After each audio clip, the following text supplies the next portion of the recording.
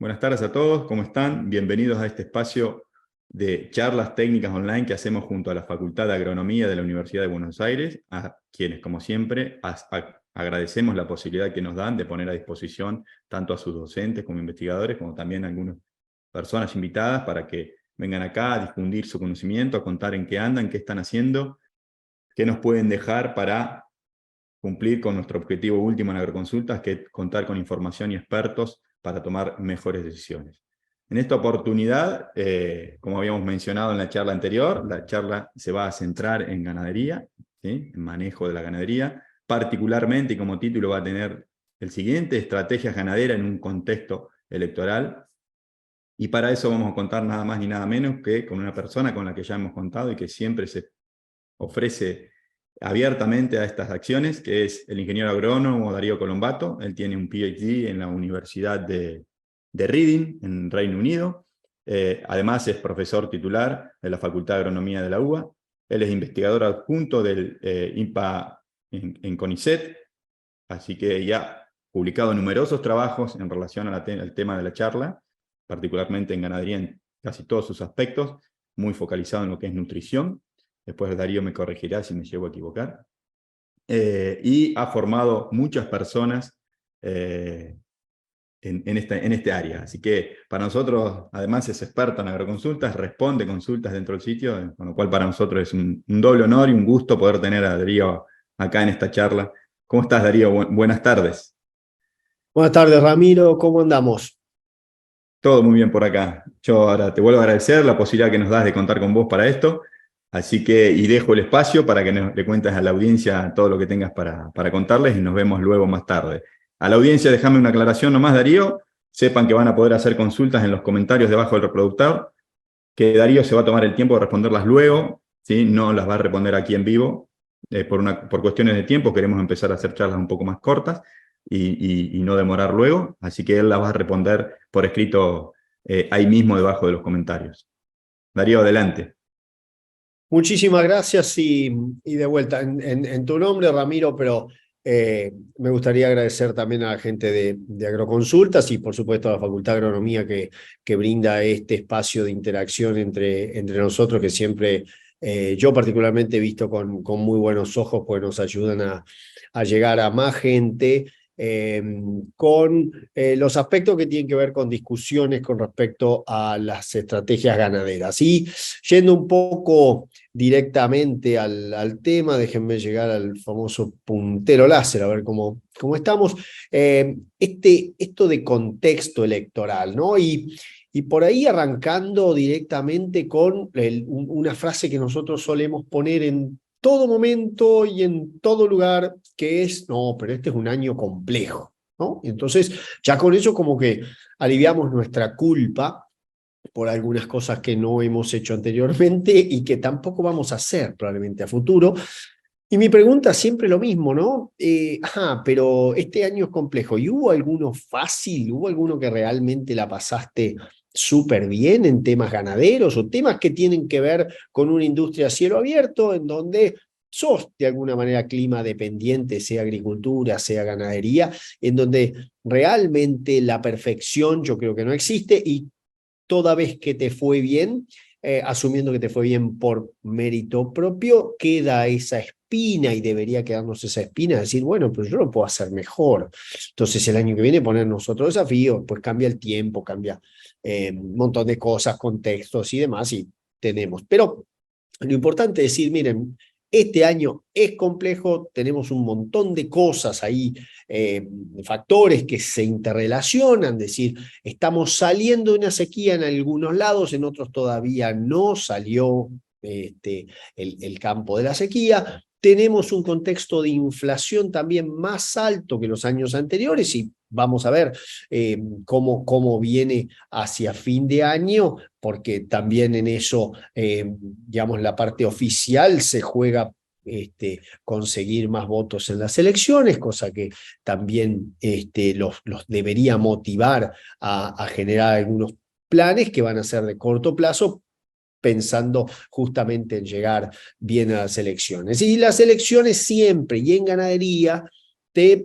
tratan digamos, o introducen un factor extra porque nosotros nos empezamos a preguntar, bueno, ¿sobre qué podemos y sobre qué no podemos influir? Esto para mí siempre es muy importante, es decir, concentrémonos primero en pensar realmente e identificar sobre lo que podemos y lo que no podemos influir, y ahí nuevamente, abusando de la repetición del término, concentrarnos en las cosas sobre las que sí podemos tener injerencia. ¿Ok? Sobre el resultado de elecciones difícilmente tengamos injerencia. Entonces, concentrémonos en empezar a simular algo de escenarios y en función de eso pensar cómo hacer para adelante. Entonces, termino de empezar a simular escenarios. Hay una cuestión que me gustaría mostrarles, que es un estudio que hacemos con Felipe Pereira Ola, que es el ingeniero junior que me acompaña en muchas de estas giras y demás, y con el cual estudiamos cuestiones que tienen que ver con los modelos ganaderos y la renta de los modelos ganaderos, en donde lo que acá se describe para dos categorías, novillo y vaquillona, ¿sí? Esta es la curva de precios, ¿sí? Estas barras les muestran la distribución de la curva de precios conforme pasan los meses del año, de enero a diciembre. Esto es desde la serie 2016 a 2022, ¿sí? Finaliza en diciembre de 2022. Y lo que ven ustedes como barras amarillas es la variabilidad a lo largo del 50% de los casos de esa serie, y las barras que están por encima de ellas ya son las barras que llegan hasta el 95% de los casos, o sea, prácticamente cubriendo todo el universo estudiado. ¿Qué es lo que les muestra a ustedes? Y me concentro en novillo porque las vaquillonas son prácticamente iguales. Que el 100 es el promedio, esto está en dólares, con lo cual estaría deflacionado. El 100 es el promedio del precio anual, ¿ok? Mientras que entonces ustedes ven que febrero, marzo, abril, mayo son meses donde tenemos siempre un precio de venta del animal terminado mayor, por lo menos en la gran mayoría de los casos, mayor en el 50% de los casos, al promedio anual, mientras que el resto de los meses te vas para abajo, terminando en unos noviembres y diciembres muy, pero muy volátiles. Podría ser el mejor del mundo o podrías estar yéndote al descenso. Digamos, realmente tanto noviembre como diciembre son muy variables en términos de precios. Esto tiene varias razones. Por ahí oferta del mercado, por ahí elecciones que cambian las expectativas a la suba o a la baja. O sea, hay mucho de factores influyendo eso, pero sí sabemos que tiene mucha variabilidad. Entonces, mirando este tipo de información, yo empiezo a pensar, hey, estaría bueno armar nuestros modelos de producción para tratar de canalizar una buena parte de las ventas desde febrero a mayo, porque esos son 3 o 4 meses que tengo yo promedios mayores de precios, ¿no? Entonces, eso ya me marca a pensar qué tipo de recría podría utilizar, la longitud de ese proceso, ¿sí? Qué estrategia forrajera tengo que usar para cubrir esos requerimientos, etcétera, ¿no? Entonces, esta es una primera observación que, independientemente de meses o de años con elecciones o sin elecciones, ustedes tienen una visión de estacionalidad de precios de venta, ¿sí? Lo otro que nosotros miramos mucho para tratar de anticipar los contextos a futuro, ¿sí? Son las informaciones que nos brinda la Cámara Argentina de Feedlot. La Cámara Argentina de Feedlot contempla un escenario, digamos, o un universo de feedlots registrados, inscriptos en la Cámara, donde todos los meses te presentan el porcentaje de ocupación de animales en esos feedlots comparativamente o relativamente a la cantidad total de oferta de plazas que tienen los feedlots de la Cámara. Entonces ahora, por ejemplo, en mayo del 23, ¿sí? Estos son los datos que se presentan, que nos aparecen al 10 de cada mes, ¿sí? Al 10 de junio me llegó este dato, es decir, 71% de ocupación.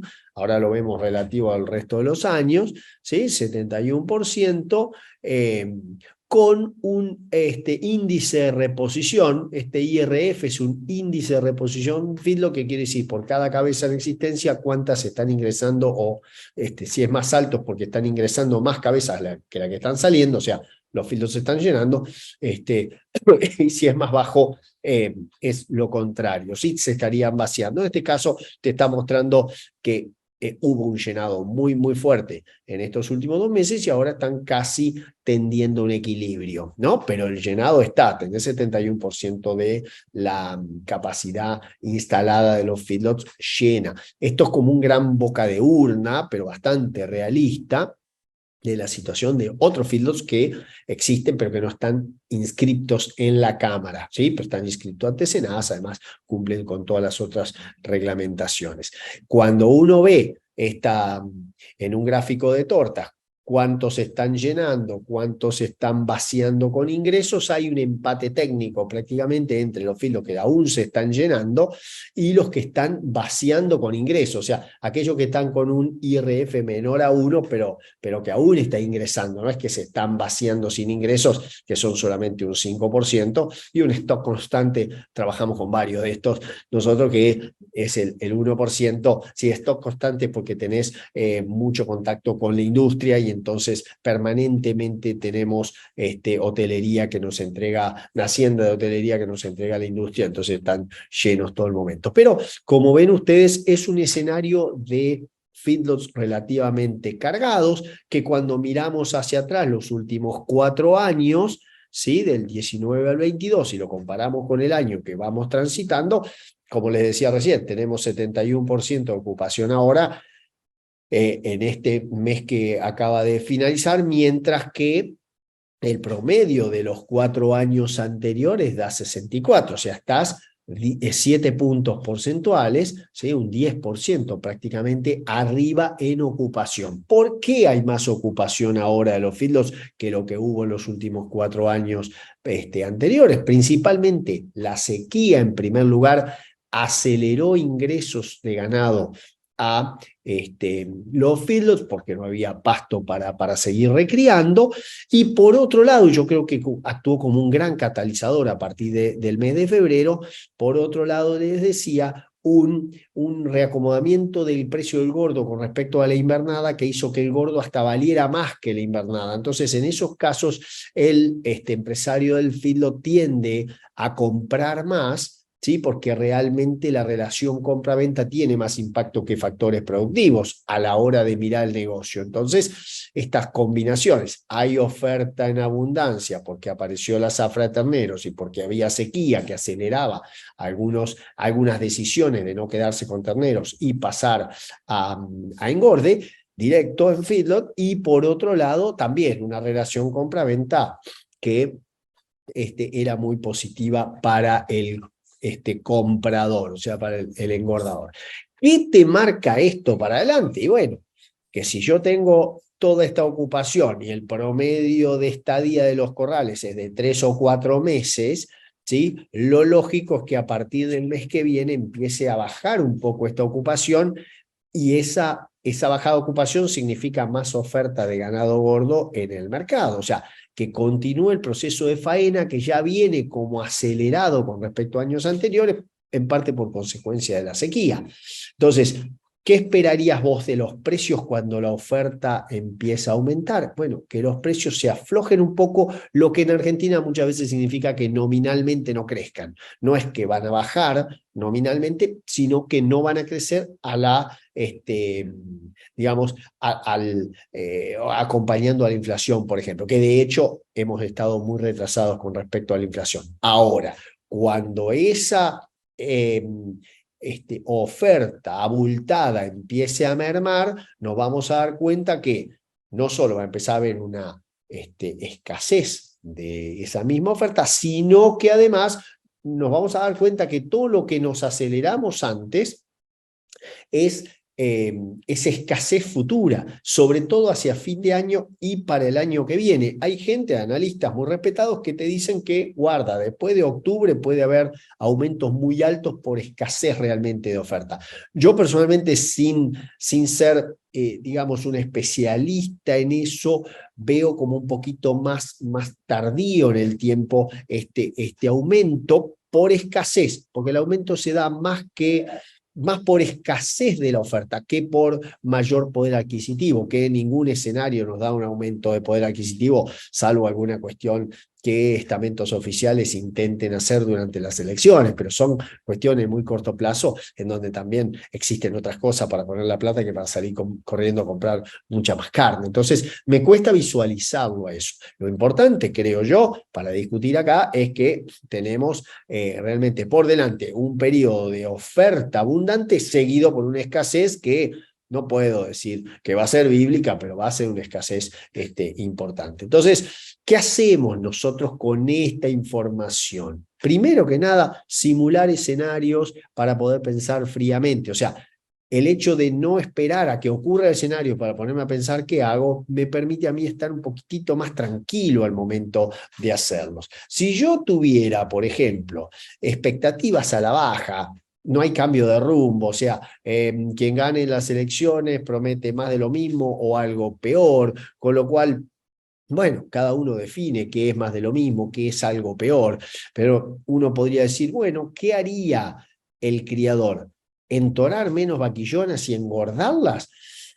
Eh, Personalmente, si tengo que atribuirle probabilidades de riesgo, eso no son muy altas las probabilidades de que pase eso, porque el creador ya tiene el rumbo y realmente sacar gordo justo con más oferta tampoco sería un enorme negocio. En recría, ¿qué hacemos? Cambiamos vaquillonas gordas en primavera para pagar campaña agrícola o cuentas, seguiría con los machos en recría. Todas son más preguntas o interrogantes que yo tengo con un escenario potencial a la baja. Lo más probable es que no haya cambios significativos. Puede haber un cambio en el ánimo, pero no probablemente un cambio en cuestiones de tan largo plazo como puede ser la cría. Alguna venta más de vaquillonas podría haber, pero no la veo tan clara desde mi punto de vista, ¿verdad? Con expectativas a la suba, hay cambio de rumbo, por ejemplo, digamos, a partir de agosto, que aparezca alguien, que yo tampoco puedo decir quién justamente, pero que prometa de alguna manera realmente una seriedad y un cambio de rumbo muy rápido. Y bueno, podríamos intentar entonar más vaquillona, vender cola preñada, vaca preñada que sea cola, o sea, si yo tengo apartado, identificado ese vientre, eso es interesante. Uno podría decir, bueno, entro con animales más jóvenes y me desligo o aprovecho porque probablemente ese cambio de rumbo genera un incremento en los precios del vientre, genera un incremento en los precios de la reposición, ¿sí? Ese sí puede ser una alternativa, lo mismo que todo lo que es vaquillona gorda, ahí sí, con cambio de rumbo, podría haber un noviembre-diciembre con más precio, ¿sí? Sobre todo si la caída de oferta sea más rápido, yo no estoy tan seguro de eso, pero es probable que pudiera haber un noviembre como fue noviembre de 2015, por ejemplo, al contrario, noviembre de 2019, fíjense, independientemente de los resultados después de cada cosa, fueron 2 noviembres muy particulares, en cuanto que en uno, en teoría, había toda expectativa a la suba y en otro, en teoría, había toda expectativa a la baja. Pero los noviembre fueron una caja de resonancia importante. En machos, probablemente todo lo que yo podría, o si yo pudiera hacerlo, lo que haría sería estirar el crecimiento por lo menos hasta diciembre en pasto y luego mandar a corral para aprovechar una escasez que sí considero que va a ser muy importante en febrero, marzo, abril. Independientemente de lo que pueda pasar con la oferta de terneros total para el año que viene, la oferta de gordo, yo la veo muy comprometida para febrero, marzo, abril, porque estamos faenando ahora lo que tendríamos que estar faenando el año que viene, y no hay stock de intervención donde mover, ¿no? Entonces, realmente eso sí lo veo bastante seguro, un febrero, marzo, abril del año que viene con escasez de oferta. ¿Qué vamos a poder o sobre qué vamos a poder influir en 2023? Bueno, miremos para adelante, evaluemos escenarios productivos post sequía. A ver, piensen, simulen un escenario niño con exceso hídrico. Nos hemos olvidado lo que es exceso hídrico. Hoy andamos en camioneta por un montón de lagunas secas que nunca pensamos que íbamos a ver secas. Cuando empiece a llover, muchas de esas lagunas van a volver a tener agua y muchos otros campos, si llueve en exceso y en invierno, van a volver a tener agua y donde nosotros pensamos que llegamos tranquilos con suplementaciones o qué fuere, no vamos a llegar, como no pudimos llegar durante muchos años. ¿Sí? Entonces, la importancia sería simular, ahora que todavía no llegó, ¿sí? Simular qué hacemos ante un escenario niño. Hasta ahora nos veníamos preparando y de alguna manera trabajamos bastante bien durante la sequía, ¿sí? Pero tener plan B es fundamental. Simulen escenarios de qué es lo que puede pasar si tenemos agua, ¿sí? Concentrémonos en recuperar bases forrajeras perdidas por sequía, ¿sí? Planifiquemos las rotaciones junto con el equipo de agricultura en aquellos campos que son mixtos, planifiquen las rotaciones con vistas a todo lo que sea 2024.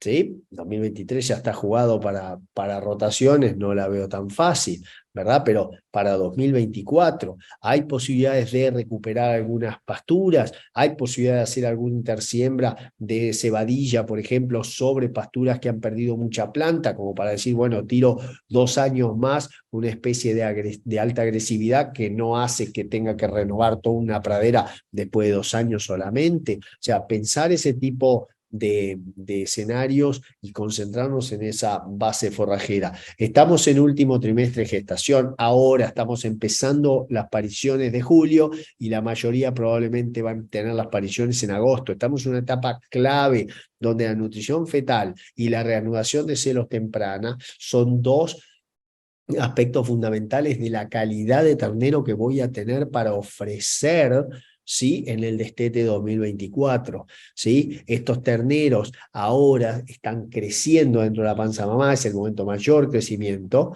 ¿sí? De esos terneros yo no puedo restringir a la madre, no solo porque podría afectar el crecimiento futuro de esos animales, sino porque además voy a estar afectando la reanudación de celos tempranos. O sea, la madre que quizá se preñó cabeza en el año 2022, parió ahora cabeza el 1 de agosto, resulta que en lugar de entorarse de vuelta y preñarse en noviembre, se preña en diciembre. Esos son kilos para los terneros 2025. No olvidar, esto es un continuo, ¿sí? En la recría, ¿sí? Yo creo que la recría de este año, yo miro todos los escenarios y las proyecciones, pero voy a planificar muy ciertamente todo lo que pueda para comer pasto en primavera y después empezar a encerrar. ¿Sí? Si me quedo sin pasto o estoy viendo una cortedad de pasto, bueno, iré viendo, ¿sí? cómo bajar lastre en el trimestre último, ¿sí? Cómo salir de algunas categorías, quizás encerrando algo más temprano, apostando a que pueda subir el precio en noviembre, diciembre, ¿sí? Una parte podíamos apostar y la otra parte vamos bien a lo seguro. ¿De qué hablamos cuando hablamos de reanudación de celos y demás? Mirar estado corporal, ¿sí? Seguir con las bases de la nutrición tal cual nos la enseñaron y que esas no cambian con el contexto electoral. Lo que cambia realmente es si yo, en lugar de tener vacas en un estado corporal 5 en este momento para parir, o 4,5, 4 para mí es el umbral, en una escala de 1,9 siempre hablo, ¿sí? 4 es el umbral mínimo, pero si yo tuviera todo entre 4,5 y 5 en zona pampeana, estos 5, 6 y 7 para zonas más extra pampeanas, tipo el NOA, por ejemplo, o incluso el NEA. Bueno, ¿qué es lo que estamos haciendo? Tratamos de asegurarnos que la condición corporal al parto sea buena para que la duración del anestro posparto sea corta, ¿sí? Lo mismo que una vez parida, tratar de asegurar la alimentación de ese vientre para que al momento del servicio la tasa de fertilidad de los celos sea máxima, ¿sí? Porque ya está probado que si yo tengo un mejor estado corporal, ¿sí? Los días de anestro son menos que si tengo mal estado corporal.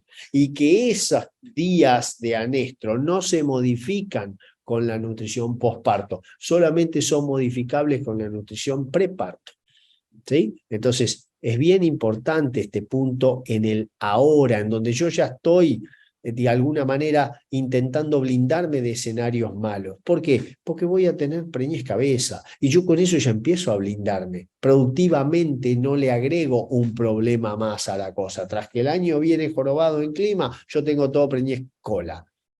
¿Sí? No.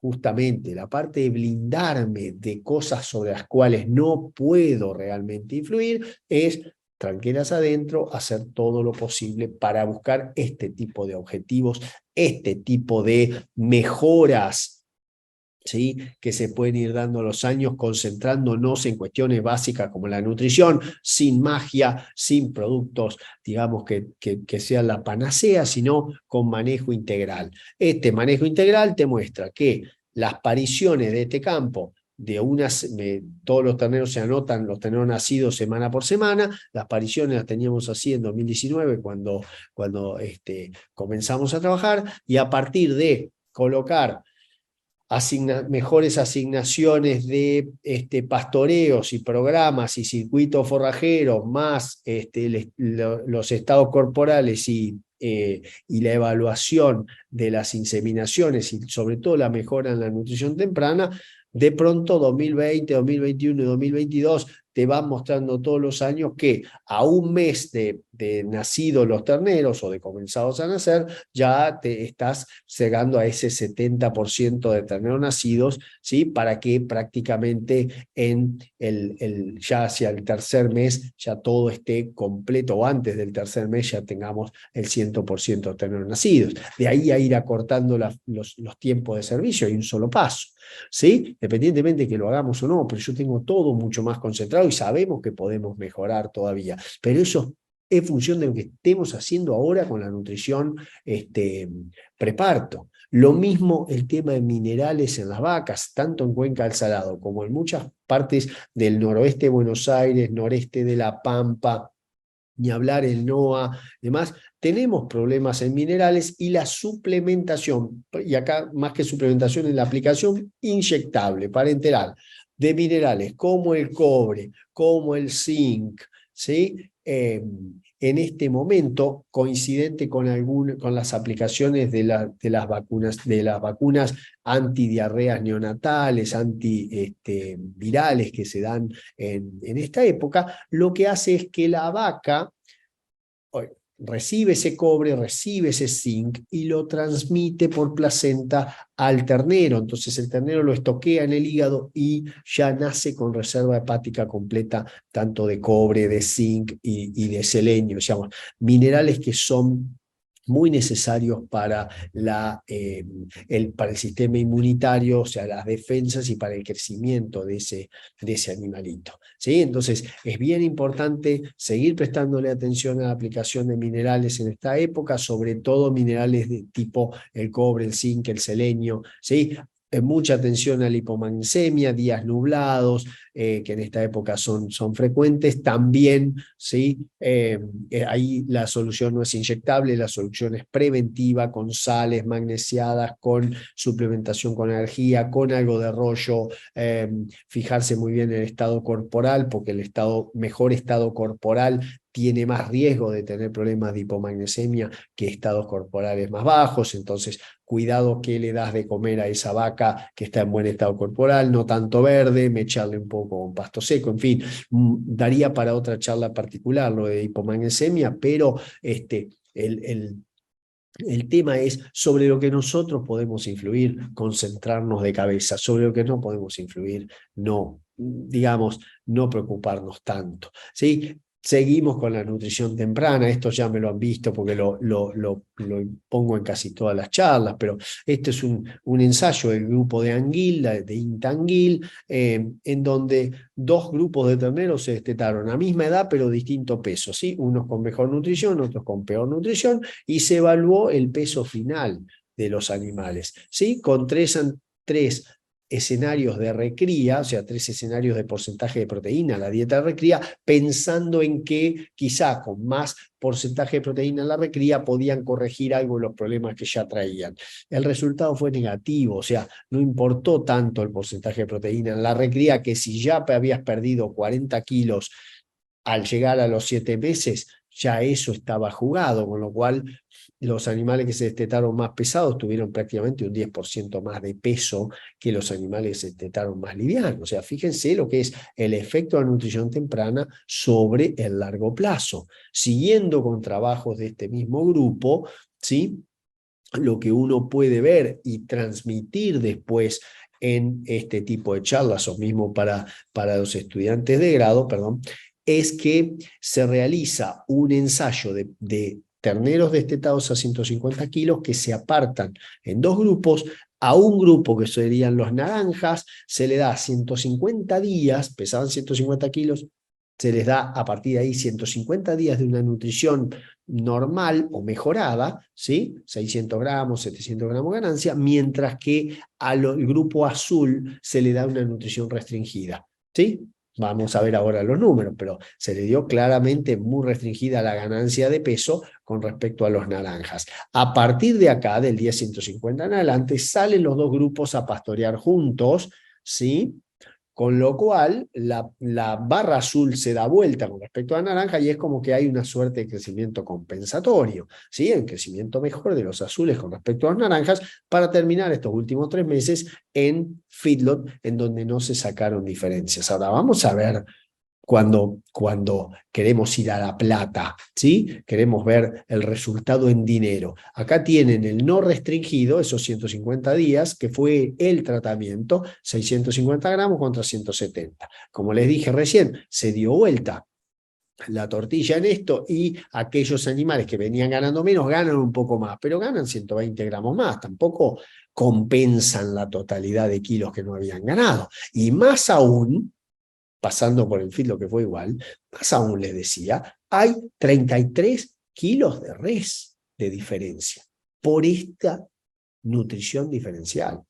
33 kilos de res, póngale el precio que quieran, ¿sí? Pero es un ingreso mucho mayor en estos animales que nosotros. Esto es res, son 33 kilos de res, ¿sí? Hubo mayor rendimiento carnicero, no explicado por grasa, sino explicado por musculatura, y acá está también la prueba que está explicado por musculatura, 6 centímetros más de área de ojo de bife. Volvamos al inicio, la nutrición temprana de los 5 meses a más o menos los 10 meses de vida fue la que definió esta diferencia en la ganancia de área de ojo de bife, ¿sí? Y eso definió los kilos de res.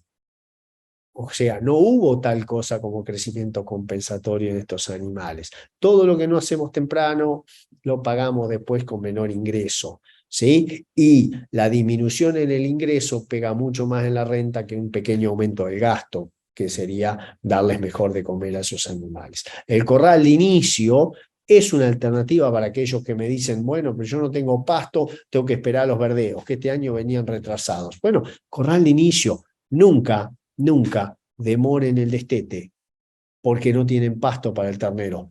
Porque ese pasto que se van a comer con el ternero al pie de la madre es pasto que hoy la vaca tendría que estar necesitando y que capaz te lo comiste en abril, ¿sí? En abril lo podría haber encerrado ese ternero en corral de inicio y la vaca podría haber ido a restringirse un poco y guardar todo ese pasto para ahora, para el preparto, ¿sí? Pero bueno, ese es un punto también que daría para otra charla completa, pero sí, el mensaje para mí es bien claro, no demoremos el destete porque no tenemos pasto para el ternero. El ternero sí puede ir a un corral de inicio.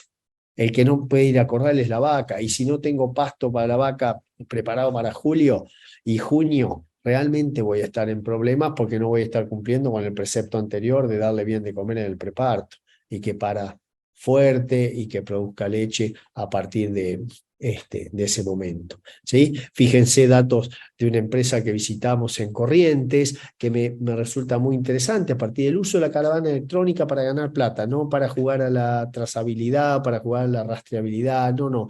Yo quiero usar esta herramienta para que me dé información valiosa que me permita monetizarla.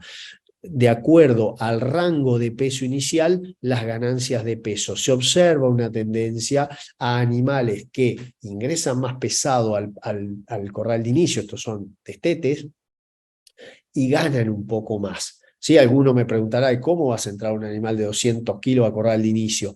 ¿Podría haber ido a pasto? Sí, si hubiéramos tenido el pasto. ¿sí? En este caso hubo que meter casi toda la población porque no había pasto, ¿no?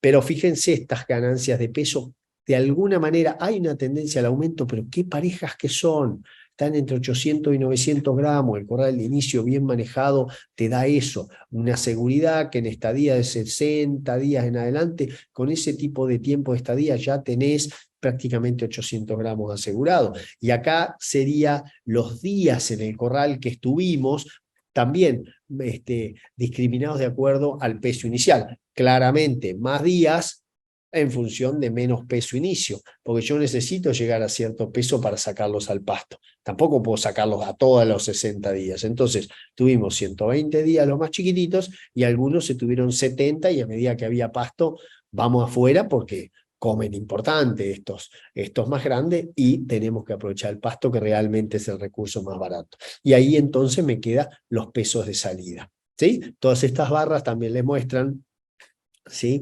los intervalos, o sea, dónde están el 50% de los datos, dónde está el 80% de los datos, dónde está el 95% de los datos, o sea, prácticamente toda la población, ¿sí? Pero el peso mínimo con el cual salimos del corral al campo es de 175 kilos aproximadamente. Si por mí fuera, capaz le pondría más un 180, ¿sí?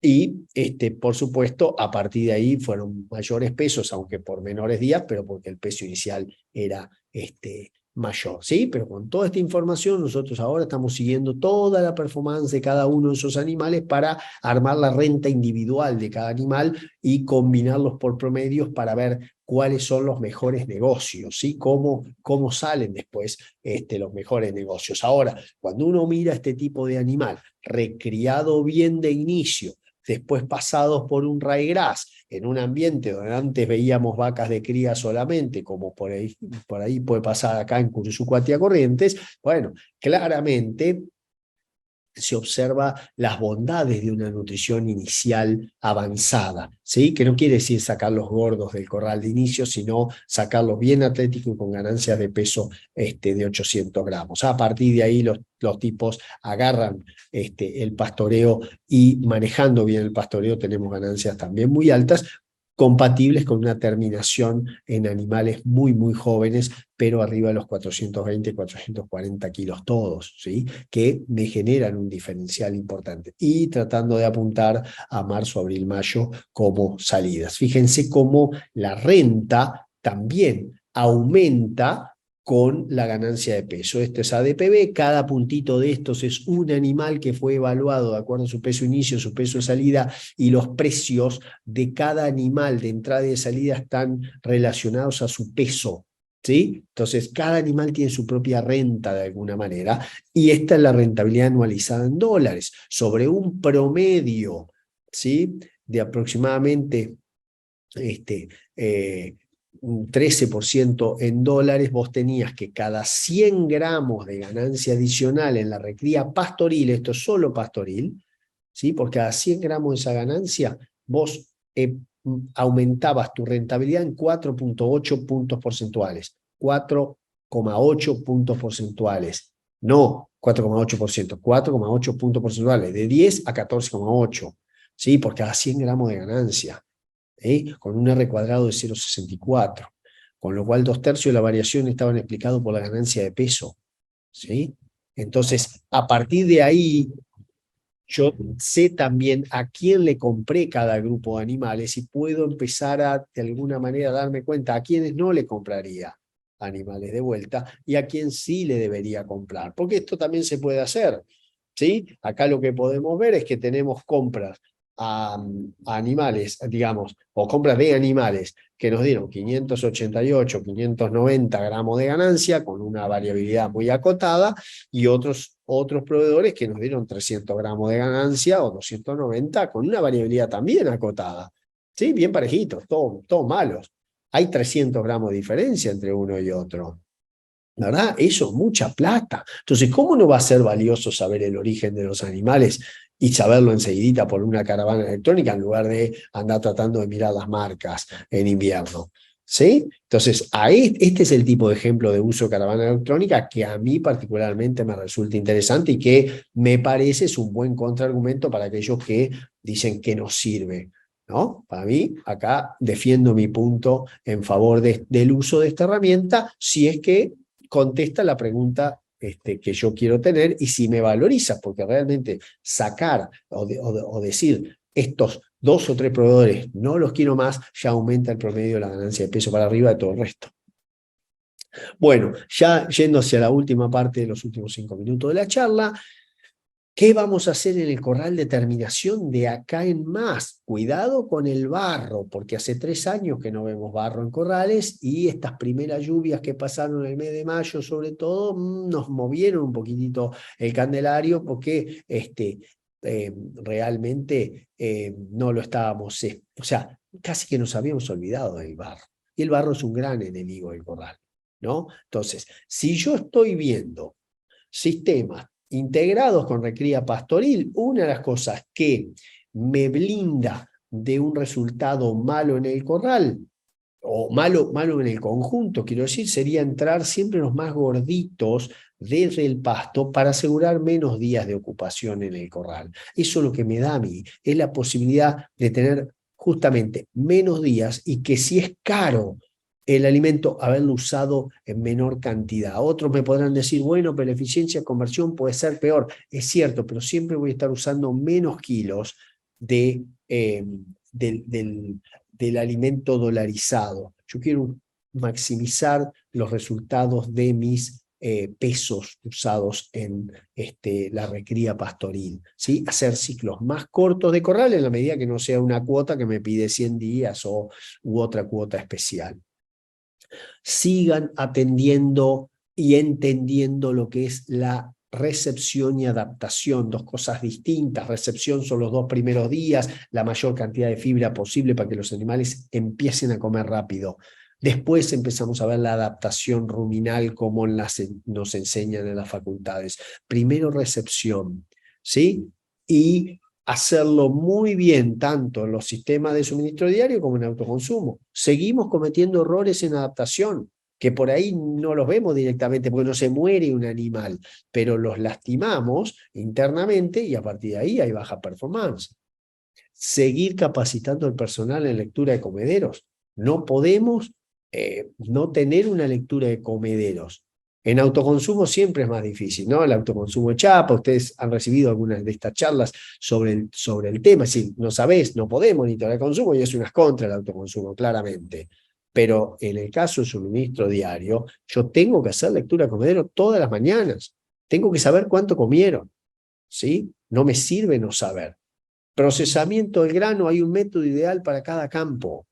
No hay un sistema perfecto, eso no es verdad. Hay un sistema ideal para cada campo, porque cuando yo decido hacer grano húmedo, si bien técnicamente no hay discusión que es un grano más disponible a nivel del rumen que un grano seco entero o que un grano partido seco, el grano húmedo implica una una corrección de la regulación de la cosechadora, un planteo de fermentación en bolsa o en búnker previo a la entrega, una extracción con pala frontal que tiene que ser prolija, no tiene que romperse la bolsa porque no tiene que entrar mucho aire y arruinarme el material, ¿sí? Y después, por supuesto, como es un grano un poco más acidótico, incrementar el nivel de fibra típicamente, ¿sí? O ser cuidadoso con el nivel de fibra. O sea, no hay discusión técnica, pero tenemos que mirar el circo completo, ¿sí? de cada sistema para ver si realmente para nuestro sistema es el mejor, ¿sí? Volver a revisar las dietas, hay que ahorrar proteína. En general estamos formulando muchas veces por NRC, que tiene un impacto, una sobreestimación del requerimiento proteico, si se quiere, y eso nos hace formular por más cantidad de proteína que la que estamos requiriendo realmente, y aditivos que realmente funcionen, estén probados por ciencia y no cosas mágicas que llegan todos los años que no se sabe de dónde vienen. Ya terminando, me quedan una diapositiva más, el tema del ayuno previo a la carga en los corrales. Hay que tratar de dejar de concentrarnos en los rendimientos porque el porcentaje no nos da plata, lo que nos da plata son los kilos de res. Yo tengo que vender más kilos de res. Y hay un problema con los ayunos muy largos que buscan maximizar el porcentaje es que también, si bien maximizan el porcentaje, me hacen caer 2 o 3 kilos de res, que nadie se los queda, porque la industria también los pierde, porque son productos en buena medida de deshidrataciones. Entonces, pero el problema es que yo los pierdo y yo los pagué, productor, ¿sí?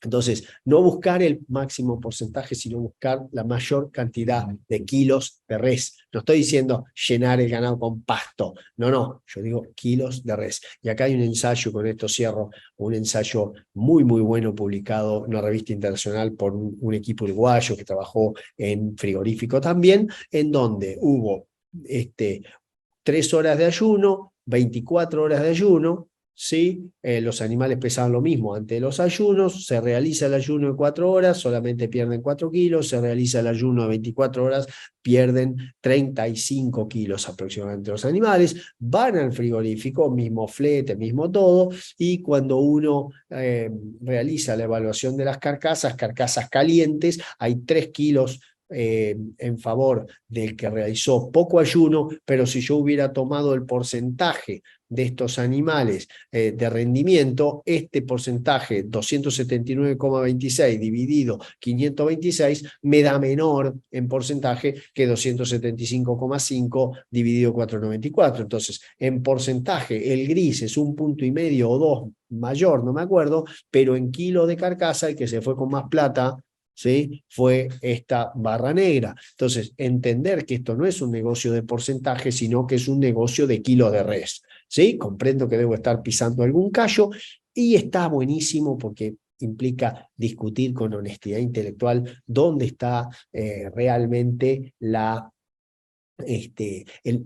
plata a ganar o la plata a no dejar de perder de alguna manera, porque reitero, esto no es que la industria te lo está sacando porque la industria tampoco lo monetiza, ¿sí? Lo pierde toda la cadena, pero lo pagué yo solo, ¿sí? Y con esto les agradezco muchísimo la atención y de vuelta un agradecimiento a la gente de Agroconsultas por esta oportunidad.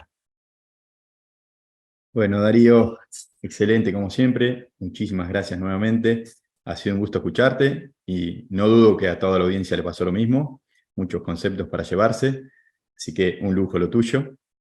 Antes de despedirnos, volver a recordar a la audiencia que pueden hacer consultas a Darío en los comentarios, o incluso mejor aún, si pueden hacerle a partir de su espacio dentro de la página, yendo a expertos, y lo eligen a Darío y le pueden hacer las consultas que quieren ahí, que Darío seguramente intentará responder a la mayor brevedad posible.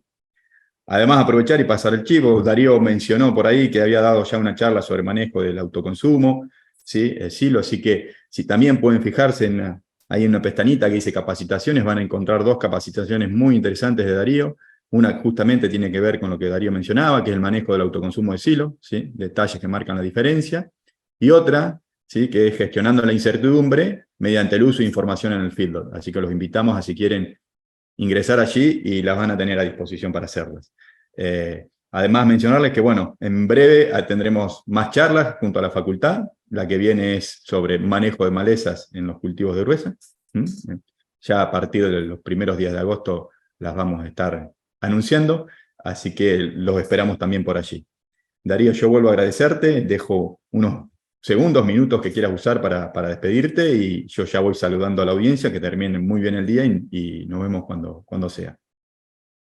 Muchísimas gracias nuevamente, Ramiro, a toda la gente de Agroconsultas y, como decía al principio, también a la querida Facultad de Agronomía, que siempre nos brinda esta oportunidad de interacción y de poder llevar algunas cuestiones que en algunos casos son teóricas, en otras son bien prácticas, pero que siempre están orientadas en el mismo sentido, digamos, volcar cuestiones que están escritas en los libros o están saliendo en los últimos papers y tratar de que ese volcado de la información sea transmitido de la forma más llana posible para que aquellos que no están familiarizados con algunos términos técnicos o que no estudiaron alguna carrera, pero están involucrados en el sector agropecuario, también puedan participar de esto, generarse nuevas dudas y retroalimentar con eso a quienes están haciendo investigación.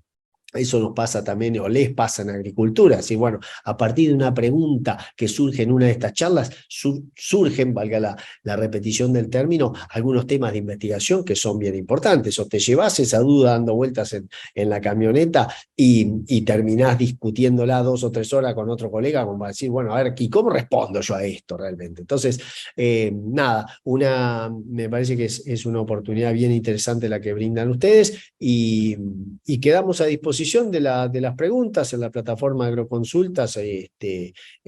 Siempre vamos a estar disponibles para intentar contestar con nuestro mejor o leal saber entender. Bueno, me alegra mucho escuchar eso, Darío. Muchas gracias nuevamente y nos despedimos entonces hasta la próxima charla. Abrazo grande, buenas noches.